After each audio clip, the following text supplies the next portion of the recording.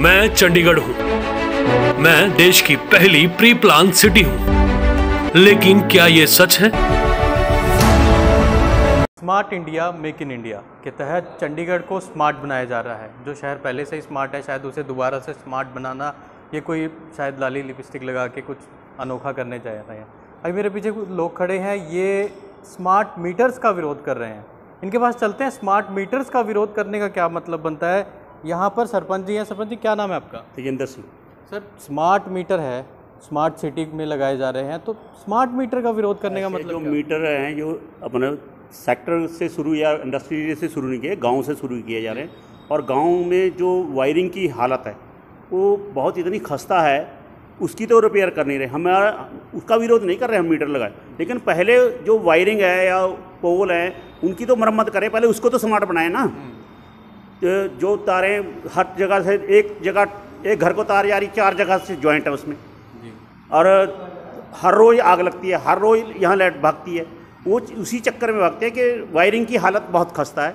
हम चाहते हैं कि पहले वायरिंग का और पोल वगैरह का सुधार हो, या तो अंडरग्राउंड कर दें। अगर चोरी ही रोकनी है, ये चोरी रोकने के लिए स्मार्ट मीटर लगाए जा रहे हैं। अगर चोरी रोकनी है तो उसको अंडरग्राउंड करा दो, वायरिंग को अंडरग्राउंड करा दो, ताकि ये रोज़ का आग लगने का सिलसिला है और ये स्पार्किंग होती है, जो आग लगती है लोगों की दुकानें तक जलने का डर रहता है, कहीं किसी के घर में भी आग पहुंच सकती है जैसे आग लगती है।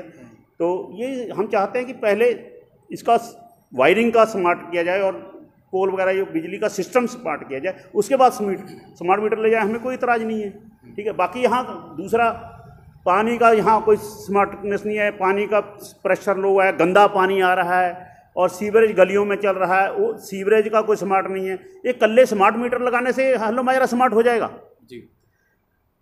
आपको दिखाया था वो गलियों रास्ते में बंदा चल नहीं सकता, रास्ते टूटे हुए हैं, अच्छा भला बंदा भी वहाँ गिर जाए, बुजुर्ग आदमी को तो चलना ही मुश्किल है। बाकी ये है कि यहाँ पहले गाँव को स्मार्ट बनाया जाए, फिर स्मार्ट मीटर ले जाए, हमें कोई इतराज़ नहीं है। एक चीज़ और जानना चाहूँगा, किसी तरह की कंप्लेंट वगैरह किसी विभाग को दी गई है इससे? हाँ, कंप्लेंट वगैरह की गई है, उनको विरोध भी जताया गया कि इसको पहले वायरिंग वगैरह करो। केस भी किया है हमने कोर्ट में, कल फिर उसकी डेट है, जिस दिन पहले डेट, कल फिर कोर्ट में सुनवाई है उसकी इसी बारे में कि पहले वायरिंग का सुधार करें, उसके बाद स्मार्ट मीटर लगाएं, हमें कोई दिक्कत नहीं। केस किया है आपने, अब तक कितनी तारीखें लग चुकी हैं? पहली तारीख है, कल पहली तारीख है। 2 महीने से वैसे विरोध कर रहे थे। अब रोज़ यहाँ पे इकट्ठ होता है, सुबह 8 बजे से मतलब 10 साढ़े 10 बजे तक लोग सारे इकट्ठे होते हैं, 11 बजे तक। उसके बाद फिर अपने ड्यूटी भी जाना होता है, कहीं को अपने काम भी जाना होता है।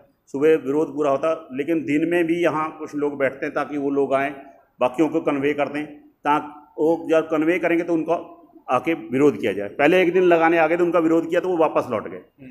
अब हमें स्मार्ट मीटर का विरोध नहीं, पहले हल्लो माजरे का स्मार्ट तो बनाए ना जी। मीटर भी स्मार्ट तभी लगाएं, पहले वायरिंग का इतना खस्ता हालत है, वायरिंग का सुधार करें फिर मीटर लगा लें।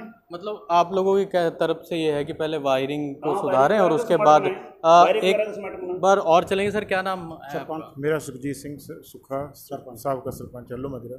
सर, अभी कुछ देर पहले हमें पता चला कि यहाँ पे महिलाएं भी इकट्ठी हुई थी। वैसे जो मर्द लोग हैं वो लोग तो चले जाते हैं ऑफिस, और जो बिजली की समस्याएं हैं उनसे झेलना औरतों को, बच्चों को ही पड़ता है, क्योंकि कोरोना काल के बाद से तो परमानेंट वो घर में एक तरह से बंधुआ हो गए हैं। तो उनके लिए क्या कहना चाहिए?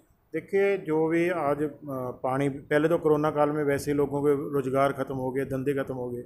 उसके बाद जी मार औरतों के ऊपर पड़ी है, बिजली का बिल उनके पास आता है और उनको सेटिंग करनी पड़ती है। अब पानी के बिल, और गांव में तो इतना माड़ा हाल है कि पता नहीं कैसे कैसे टैक्स लगाए जा रहे हैं, क्योंकि गांव की जी जनता है वो ज़्यादातर आपको पता ही अनपढ़ होती है। और हमारा जो गांव का सिस्टम है, यहाँ पर हर तबका लोग है, ठीक है, कुछ अमीर लोग भी हैं, लेकिन मिडिल क्लास ज़्यादा हैं और गरीब लोग ज़्यादा हैं, जिनके पास एक मरला या कोई किराए पर भी रह रहा है। लेकिन जब उनके बिल आते हैं ना, चाहे मकान मालिक लेता है, चाहे बिजली के विभाग से आते हैं, तो बहुत ज़्यादा आ रहे हैं, उनको मैनेज करना बड़ा मुश्किल है, पानी का और बिजली का। और जो हम अब स्मार्ट मीटर का विरोध कर रहे हैं, क्योंकि जो इसके बारे में पता लग रहा है कि जो स्मार्ट मीटर बहुत तेज़ चलता है, जो हमें पता चल रहा है, हम भी इसी का विरोध कर रहे हैं कि हमें स्मार्ट, ये कहते हैं कि चोरी है जो। लेकिन मैं आपके माध्यम से इन अफसरों से भी पूछना चाहता हूँ, चंडीगढ़ की तो वैसे निजीकरण हो रही है, कंपनियाँ पूरा हल्ला हो चल रहा है। जब निजीकरण हो चुका है, ठेकेदार को ये सारी बिजली का टेंडर दे चुका है, जो इतने मुनाफे में चल रहा था, तो उसके बाद ये मतलब कि ये मैं SDO जो एक्शन है, JE है, SC है, इनको पूछना चाहता हूँ कि ये इनको कितने का कमीशन चाहिए, कितना का और पेट भरना है इन्होंने कि वो उनको स्मार्ट मीटर भी लगा के दे रहे हैं कंपनी को, जब निजीकरण हो चुका है। दूसरी बात है, हमें स्मार्ट मीटर से कोई प्रॉब्लम, जैसे सरपंच साहब ने बताया कि हमें कोई प्रॉब्लम नहीं, स्मार्ट मीटर लगाएं हमारे गांव में, ठीक है, कहते चोरी है। हमने अभी आंकड़े पता किए उनसे, कहते 600 मीटर है ये हल्लो माजरा के जो लगाने हैं, लेकिन हम ये सभी गांव वासी पड़े हैं, 2500 हमारा मकान है, तो वो बाकी मीटर क्या हैं, या तो 3 फेस के उनको नहीं लगाया जा रहा है, यानी जो बड़े बंदे वो बच चुके हैं। दूसरा है, कुछ यहाँ ठेकेदारी सिस्टम है, कुछ यहाँ बल्क सप्लाई है, लेकिन कुछ लोगों को ही पीसा जा रहा है जो बाकी पहले ही सही उनको गवर्नमेंट के तरफ से हम कह रहे हैं लीगल हैं, जो इलीगल है वो फिर बच रहे हैं। तो ये हमें इसीलिए हमारी डिमांड है कि हम चाहते हैं कि स्मार्ट बने, पर हमारा गांव तो अभी तक स्मार्ट नहीं बना, और रेड जोन में वैसे ही हल्लो माजरा है। बल्कि जो स्मार्ट मीटर की अभी हमारे पास गजट नोटिफिकेशन नहीं आई कि जो सेंट्रल गवर्नमेंट की तरफ से जो अपना ये स्मार्ट मीटर लगाने हैं कि पूरे चंडीगढ़ में लगाने हैं या पूरे इंडिया में लगाने हैं, उसकी हमारे पास अभी कॉपी नहीं आई। उस कॉपी के तहत हम भी ये बताना चाहते हैं कि हमारा हल्लो माजरा रेड जोन में है। रेड जोन का मतलब है जहाँ एक नंबर की कोई एक पैसे की कोई डेवलपमेंट नहीं है अभी 15-20 साल में। स्कूल हमारे हल्लो माजरे में नहीं है, स्कूल में ग्राउंड नहीं है, यहाँ तक आपके माध्यम से बता रहा हूँ स्कूल में प्रेयर करने के बच्चों की जगह नहीं है।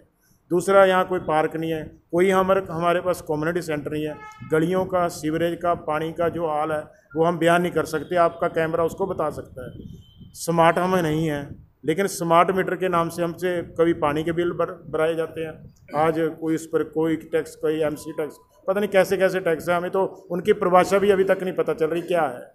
जब विभाग वाले से पूछते हैं कि इसकी है परिभाषा क्या, उनको खुद नहीं पता कहाँ से ये मतलब कि टैक्स लग के आते हैं, कहाँ से ये लाभ बनते हैं। तो अब स्मार्ट मीटर है, हम कहते हैं ये, हम अगर विरोध करते तो ये कहते चोर है, हम चोर नहीं है, हम इनको बताना चाहते हैं हम मीटर लगाने के लिए तैयार हैं। कम से कम हमारी ये रिक्वेस्ट है, ये दरख्वास्त है, हमें स्मार्ट तो बना दो। अकेले स्मार्ट मीटर से स्मार्ट नहीं बनेंगे, वो तो सिर्फ ये निजी कंपनियों को फ़ायदा पहुँचाने का सिस्टम बना रहे हैं। पहले उठाए गए मुद्दों में जिस तरह सर ने बताया था, हमने आपको और भी दिखाया गलियाँ किस तरह से यहाँ की स्मार्ट हैं, वहाँ पर किस तरह कूड़ा कचरा, और उसके बाद जो टूटी हुई है वो तो अलग है, और उसके बाद स्कूलों की भी बात कर रहे थे, वहाँ के भी दृश्य हमने पिछले हल्लो माजरा के दौरे में भी आपको दिखाए थे। एक बात और जानना चाहूँगा प्रधान जी, जो पिछली वीडियो में हमने बात की थी गलियों की, तो फिलहाल वहाँ की कंडीशन कैसी? शुरू हो गया है जी, लेकिन ये है कि एक दिन करते हैं 8 दिन कह देते हैं हमारी लेबर कहीं और गई है जी। एक दिन करते हैं 8 दिन और, मतलब शुरू जरूर हो गया है आपके माध्यम चैनल से और उसको मुद्दा उठाने से शुरू हो गया, लेकिन जिस दिन मेरे ख्याल 15-20 दिन हो गए, सिर्फ काम 2 दिन हुआ होगा, मतलब बाकी दिन फिर कहीं कह देते हमारे वहाँ ज़्यादा इमरजेंसी, वहाँ पहले ही जाके करना जरूरी है, फिर आके करेंगे।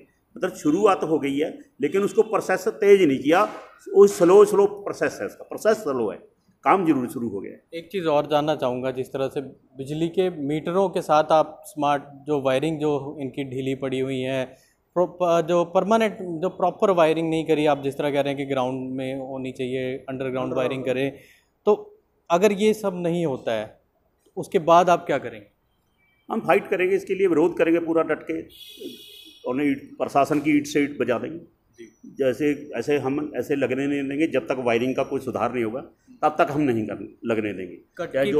कट की भी बात कर रहे थे, तो कितना कट लग जाता है पूरे दिन में, कितने बार जाता है? तो वही वायरिंग सड़ जाती है, कट वैसे कट नहीं लगता, जैसे यहाँ से वायरिंग खड़ गई तो पीछे से रिपेयर करने के लिए वहाँ से पूरी बंद कर देते हैं, फिर उसको घंटे के बाद दूसरी जगह से सड़ जाती है, फिर उसको रिपेयर करने के लिए वो बंद कर देते हैं, ऐसे बंद होती है। कट वैसे तो 24 घंटे लाइट है, लेकिन जब रिपेयर के लिए है बार बार उसको ट्रांसफार्मर को बंद करके ही रिपेयर करेंगे।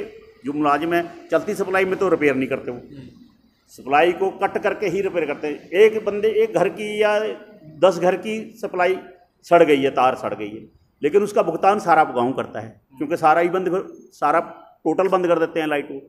तो इसलिए हम चाहते हैं कि पहले वायरिंग का कोई सुधार हो।